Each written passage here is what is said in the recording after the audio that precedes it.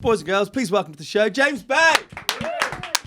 Here he is. Hello. Well, I mean, as handsome Yeah. in person as on camera as well. First time we've met you. Likewise. I think a bit as well at the moment, almost unrecognisable because the hair's gone. Was this a new year, new me? Yeah, I mean, it's a new album, new music, new me. Definitely like evolution. You know, I think that was along with, of course, first and foremost, new music and the excitement that brings me and fans and everything.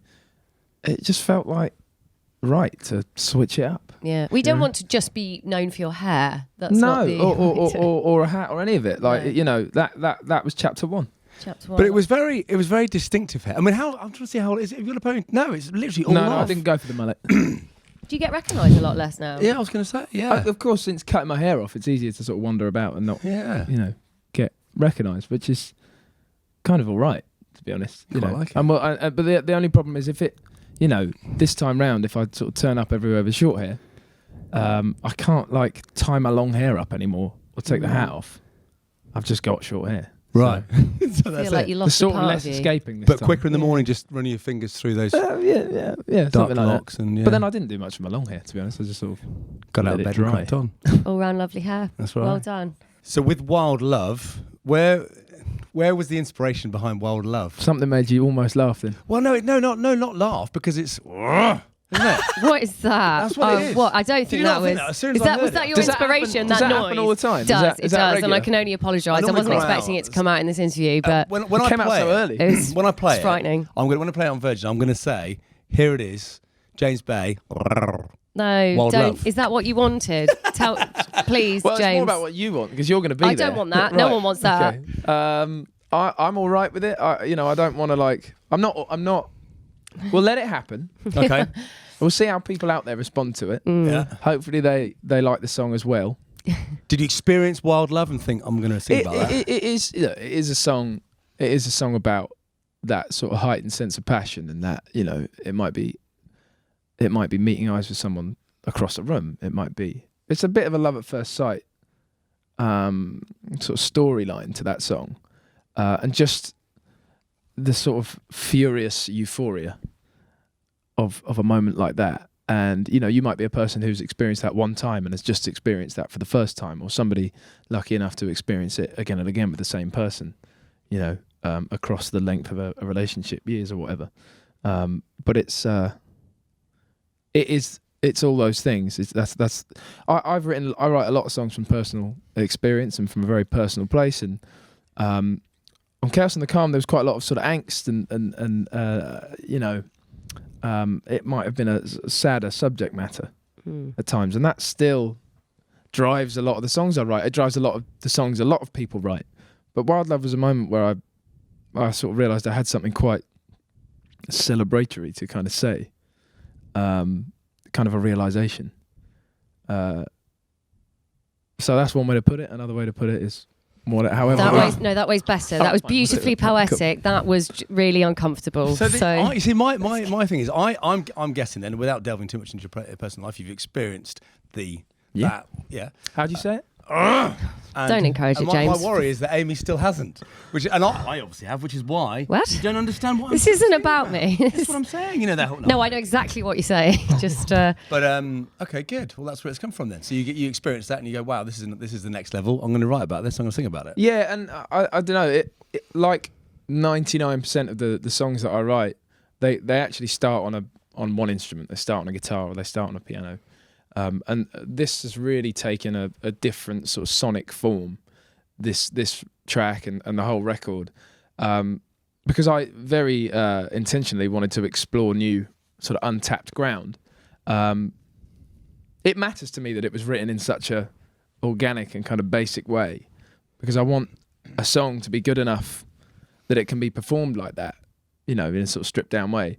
But there were so many new influences that went into this music for me, from like Frank Ocean and Prince to LCD Sound System and David Bowie, and there was some Blondie music in there, some Lord stuff that just hadn't applied to the first record, to my first album.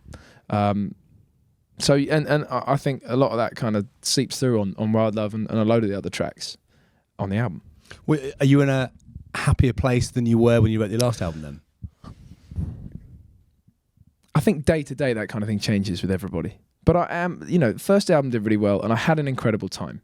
I had an amazing time traveling the world, playing to bigger and bigger crowds everywhere that I went. Often I would go back to places and play to a bigger crowd. I would go to new places and play to massive crowds, sold out shows and all of that. So my confidence is more as an artist, and I think it should be. I'm not going to I'm just not the type of person to sort of go within myself too much. I'll work harder.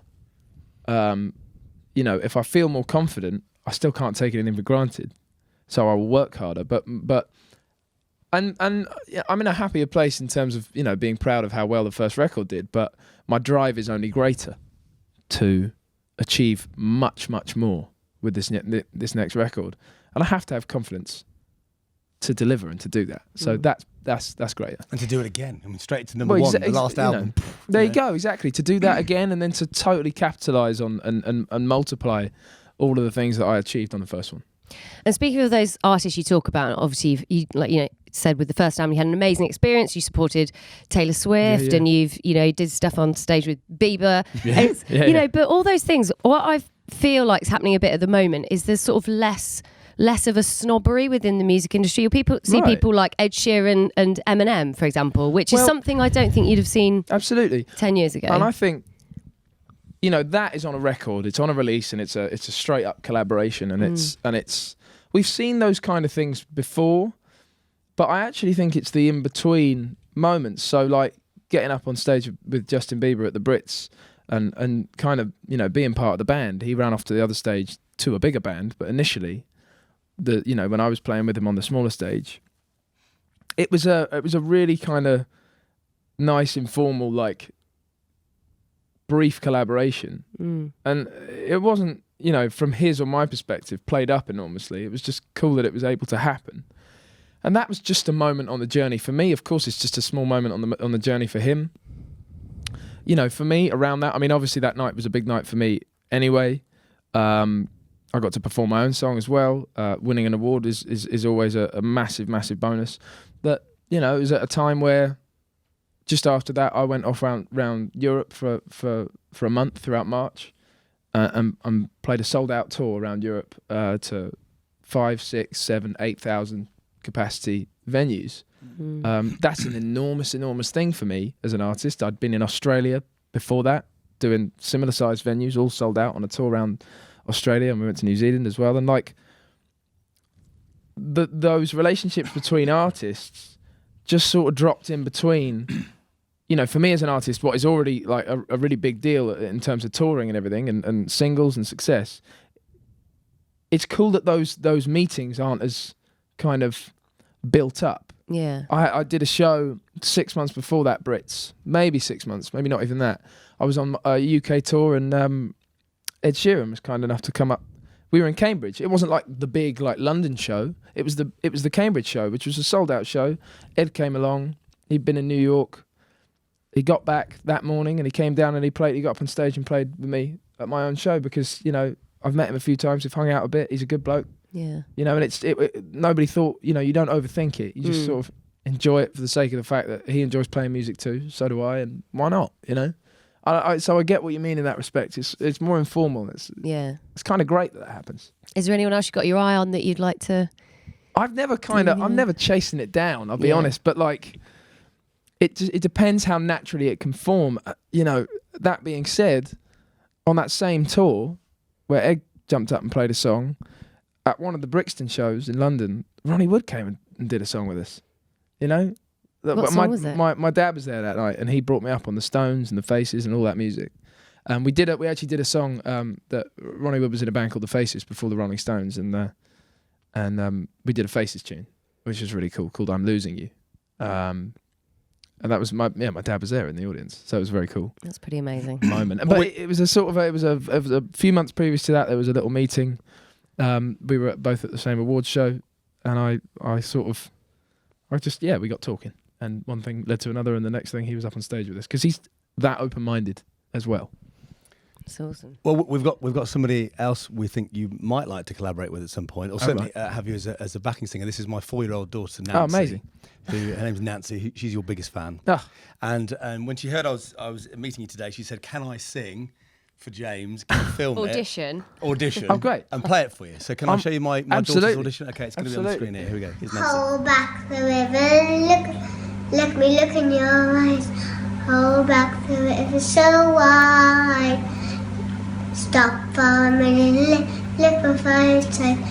Hold back the river so wide. I think she nailed the lyrics. I mean, she didn't. She remembered them better than I would. But if you ask me right now, Her eyes are a bit creepy halfway through that. I think there was She's a really lot focusing of, on the there was a lyrics. lot of focus. I think there was a lot of focus. I think she's keen, and I think she's got a bright future. It's an option. So looking back at when you were not quite as young as that, but younger, is it true you took inspiration from Eric Clapton with Layla? Was it Layla? Yeah. Okay, so because I'm a massive dad rock fan, I loved Eric Clapton growing up. Yeah. He was one of those. And my dad was actually I was 11, and I was upstairs in my room on a Saturday afternoon.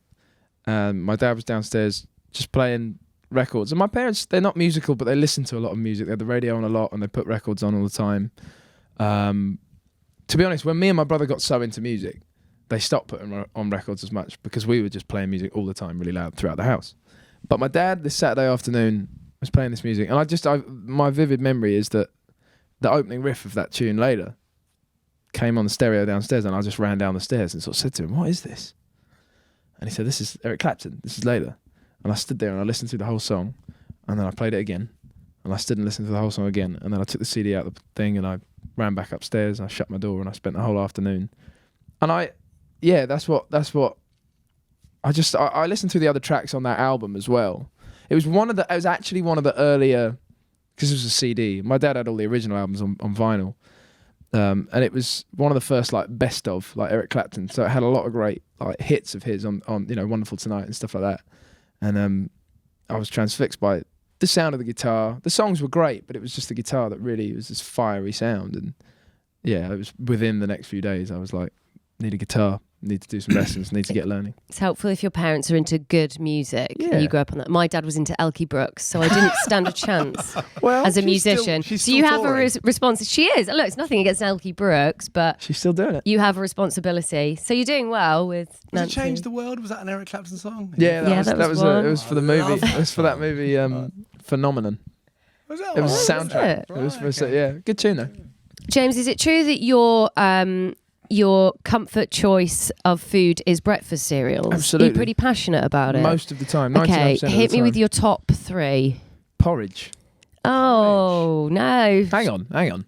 Is Porridge. that 3? Is that or is that number porridge 1? We'll put porridge at 3 for Okay, you. okay. yeah. What, and are we talking what's the topping? Do It's whatever you not- like to it. Oh, golden syrup probably. Yeah. Right, okay. Have you had overnight oats? Have you tried overnight oats? No. Oh, friend, you're going to love this.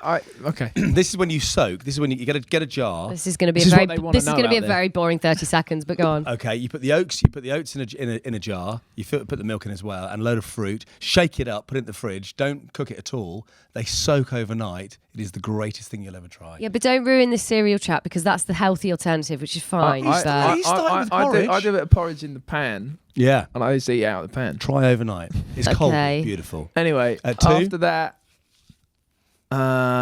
it's pretty sort of kiddie stuff. that's good. That's okay. That's the Cocoa good. That's the Pops. good Cocoa stuff. Pops. Oh, You can't beat it. yeah. Yes. I don't know how you're going to beat that. You know, and then Although, I mean, how are you with the milk ratio? I'm down. Because I I'm- think there's a very fine line between putting too much and then when they're soggy, I think they're done. I'm You've got to be quick. I'm quite easy with this sort of stuff. As long as I can keep the sort of the cereal going. Right. Keep topping up the bowl. Turning it, Yeah. so Yeah. it doesn't get too soggy. Yeah, right. both of what you just said. Okay. But if Right. Cocoa Pops are number 2, what on earth have you got number 1? Yeah, no. I mean, my number one with cereal. Cereal's one of the only things. It's like asking me about my favorite song of my own. There is no number 1.